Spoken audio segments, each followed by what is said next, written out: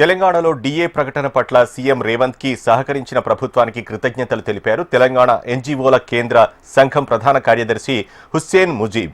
ప్రభుత్వానికి అండగా ఉంటూనే ఉద్యోగుల హక్కుల సాధనలో అలుపెరగకుండా పనిచేస్తూ సమస్యలను పరిష్కరించుకుంటామని ముందుకెళ్తామని ఆయన అన్నారు. త్వరలోనే సీఎం రేవంత్ ని కలిసి ఉద్యోగుల హెల్త్ కార్డులు, సిపిఎస్ రద్దు తదితర పెండింగ్ సమస్యలన్నింటినీ కూడా పరిష్కరించాలని కోరతామని వ్యాఖ్యానించారు.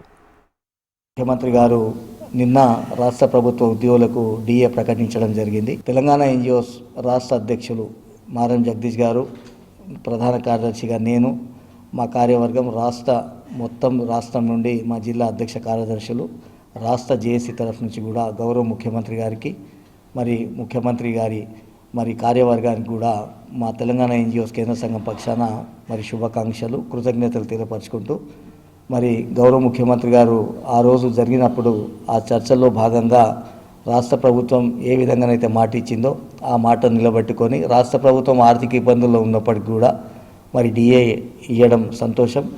మరొక ముఖ్య విషయం హెల్త్ కార్డు విషయం కూడా ఆ రోజు మాట్లాడడం జరిగింది. గౌరవ ప్రధాన కార్యదర్శి గారు రామకృష్ణారావు గారు కూడా అతి త్వరలో health card joint staff council సమావేశం కూడా ఏర్పాటు చేస్తామని చెప్పడం జరిగింది. రాష్ట్ర జేఏసీ కూడా మారం జగదీశ్వర్ కావచ్చు, ఉపాధ్యాయ సంఘాలు కూడా అందరం కూడా హర్షం వ్యక్తం చేయడం జరిగింది. అయితే రాష్ట్ర ప్రభుత్వానికి కూడా మేము చాలా స్పష్టంగా చెప్పినాం, రాష్ట్ర ప్రభుత్వ ఉద్యోగులుగా ఈ రాష్ట్ర ప్రభుత్వానికి అన్ని విషయాలలో సహకరిస్తాం. రేపు కూడా గడప గడపకు సంక్షేమ పథకాలు తీసుకుపోయే బాధ్యత